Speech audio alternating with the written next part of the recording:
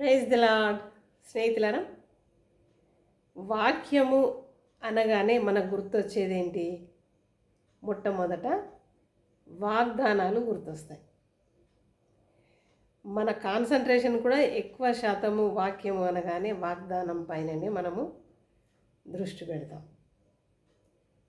ఆదివారం మందిరానికి వెళ్ళినా, ఏ ప్రార్థన కూడికలోనైనా ఏదైనా వాగ్దానం నాకు పని చేస్తుందా, నాతో మాట్లాడతాడా దేవుడు వాగ్దానం ద్వారా కదా, ఇలా ఆశపడతాం. అయితే దేవుని బిడ్డలారా, వాగ్దానాలు మాత్రమే కాదు, వాక్యంలో ఆజ్ఞలు కూడా ఉంటాయి, హెచ్చరికలు కూడా ఉంటాయి. వీటి గురించి ఎప్పుడైనా ధ్యానించారా? దేవుని బిడ్డలారా, ఆజ్ఞలు హెచ్చరికలు ఎలా ఉన్నాయో వాగ్దానాలు అలానే ఉన్నాయి. మూడింటిని మనం సరి అయిన విధంగా విశ్వసించాలి, అంగీకరించాలి. నేను మిల్లరా, మరి నేను ఈ మధ్యన ఈ చిన్న ఛానల్ అనాలిటిక్స్లోకి వెళ్ళి మరి నా ఈ ఛానల్కి మీద ఎక్కువ ఎవరు కాన్సన్ట్రేషన్ పెడుతున్నారు, ఎవరు వింటున్నారు అని నేను గమనించినప్పుడు ఎక్కువ 25 నుండి 40 వరకు వింటూ ఉన్నారు. దేవునికి స్తోత్రం. మంచి యంగర్స్, మరి అంటే ఇంకా పై ఏజ్ వాళ్ళు వింటున్నారు, 65 వరకు కూడా వింటూ ఉన్నారు. అందుని బట్టి దేవునికి వందనాలు. ఎటువంటి యోగ్యత లేని నన్ను కరుణించి ఆయన పాత్రగా నన్ను వాడుకుంటున్నాడు. ఆ దేవునికి స్తోత్రాలు చెల్లిస్తున్నాను. దేవుని బిడ్డలారా, ప్రత్యేకంగా యంగర్స్ వినడం చాలా సంతోషంగా ఉంది. ఎందుకంటే వాళ్ళు బలవంతుని చేతిలోని బాణంల వంటి వారంట. మరి అటువంటి వారు వినడం నాకైతే సంతోషం. మరి దేవుని బిడ్డలారా, ఈరోజు ఈ వీడియో ద్వారా యవనస్తులతో కొంతవరకు మాట్లాడాలి. మరి వాక్యంలో మనము ఒక దగ్గర చూస్తాం. దానికంటే ముందు మనం ఇంత మటుకు మాట్లాడుకున్నాం, వాగ్దానాలు ఎలా ఉంటాయో ఆజ్ఞలు అలా ఉంటాయి, ఆజ్ఞలు ఎలా ఉంటాయో హెచ్చరికలు కూడా వాక్య భాగంలో ఉంటాయి. అయితే యవనస్తులకు దేవుడు ఒక ఘాటైన హెచ్చరికను వాక్య భాగంలో పెట్టాడు. ఎన్నో ఉన్నాయి హెచ్చరికలు, కానీ ఈ హెచ్చరికను బట్టి మాత్రం మనం చాలా ఆలోచించాలి. చాలా ఘాటైన హెచ్చరిక. ప్రసంగి గ్రంథం 11వ అధ్యాయము 9వ వచనంలో ఈ వాక్య భాగం మనకు కనబడుతుంది. యవనుడా, నీ యవనమును బట్టి సంతోషించు, నీ కోరికలు ఏ విధంగా ఉంటే ఆ విధంగా ప్రవర్తించు, నీ దృష్టి ఇష్టము చొప్పున ప్రవర్తించు. కానీ వీటన్నిటిపైన ఒక దినాన దేవుడు నిన్ను అడుగుతాడు అనేది ఈ హెచ్చరికలో ఉంటుంది.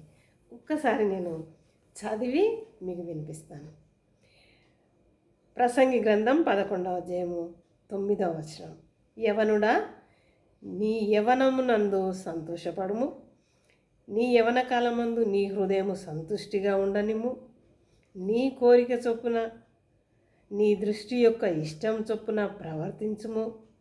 అయితే వీటన్నిటిని బట్టి దేవుడు నిన్ను తీర్పులోనికి తెచ్చునని జ్ఞాపకముంచుకొనుము. వీటన్నిటిని బట్టి దేవుడు నిన్ను తీర్పులోనికి తెచ్చునని జ్ఞాపకముంచుకొను. ఎంత సూటి హెచ్చరిక! యవనుడా, యవనురాలా, ఎంతో భయంకరమైనవి వింటూ ఉన్నాం సోషల్ మీడియాలో కదా. చాలా హృదయము ఒక్కొక్కసారి కదిలింపబడుతుంది ఆ వార్తలన్నీ చూస్తూ ఉంటే. ఒకటి సంతోషించదగ్గది ఏంటి అని అంటే, క్రైస్తవులలో ఇలాంటివి వినబడట్లేదు. ఇంత మట్టుకైతే నేను వినలేదు. మరి ఒకవేళ జరుగుతుండొచ్చు, కానీ సోషల్ మీడియా దాకా మాత్రం రాలేదు. ఏది ఏమైనా క్రైస్తవులలో ఇలాంటి దుర్గుణములు ఉన్నాయి అని అంటే మాత్రం నేను నమ్మను. దేవునికి భయపడేవారు మా క్రైస్తవులు. దేవుని బిడ్డలారా, మరి ఇలా మరి వాక్యంలో ఏమంటుంది అని అంటే, యవ్వనుడా నీ యవ్వనమును బట్టి సంతుష్టిగా ఉండు, చాలా సంతృప్తిగా. ఎందుకంటే ఈ ఏజ్ నెక్స్ట్ హయ్యర్ స్టేజ్కి వెళ్తావు కాబట్టి ఇప్పుడే నువ్వు ఎంత సంతోషంగా ఉండాలో అంత సంతోషంగా ఉండు. నీ కోరిక చొప్పున ప్రవర్తించు. నీ దృష్టికి ఏది నచ్చితే మరి దానిని నువ్వు సంతోషంగా అనుభవించవచ్చు. కానీ వీటన్నిటిని బట్టి దేవుని యొక్క తీర్పులో నీవు ఉంటావనే విషయాన్ని జ్ఞాపకం ఉంచుకో. మన ఇంట్లో మన తల్లిదండ్రులు అప్పుడప్పుడు కోపం వస్తే వాళ్ళు అంటారు కదా, మరి నీ ఇష్టం ఏమన్నా చేసుకో కానీ జాగ్రత్త అంటారు కదా. అదేవిధంగా మన పరలోకపు తండ్రి కూడా యవనస్తుల విషయంలో ఈ మాట చాలా కఠినంగా, చాలా పెద్ద హెచ్చరిక ఇచ్చాడు. యవనుడా, యవనురాలా, నీ ఇష్టానుసారంగా నీవు జీవించు, కానీ వీటన్నిటిని బట్టి ఒక దినాన దేవుడు నిన్ను తీర్పులోనికి తీసుకొస్తాడనే విషయాన్ని మర్చిపోవద్దు బిడ్డలారా అనే హెచ్చరిక మరి ప్రసంగి గ్రంథం 11వ అధ్యాయం 9వ వచనంలో మనము చక్కగా చూడవచ్చు. కాబట్టి యవన బిడ్డలారా, దేవుని హెచ్చరికలను ఒకసారి మీరు చదవండి. అదేవిధంగా ఆజ్ఞలు, వాగ్దానాలు వీటన్నిటినీ కలిసి పరిశుద్ధ గ్రంథంలో దేవుడు పెట్టాడు. మరి వాగ్దానాలు ఎంత అవసరమో ఆజ్ఞలు అంతే అవసరం. ఆజ్ఞలు ఎంత అవసరమో హెచ్చరికలు కూడా మనకు మరి ఈ లోక ప్రయాణంలో అవసరం. మరి ఈ లోక పరిస్థితులను బట్టి దేవుడు మనకు ముందే హెచ్చరిస్తూ వీటన్నిటినీ ఈ పరిశుద్ధ గ్రంథంలో రాసిపెట్టాడు.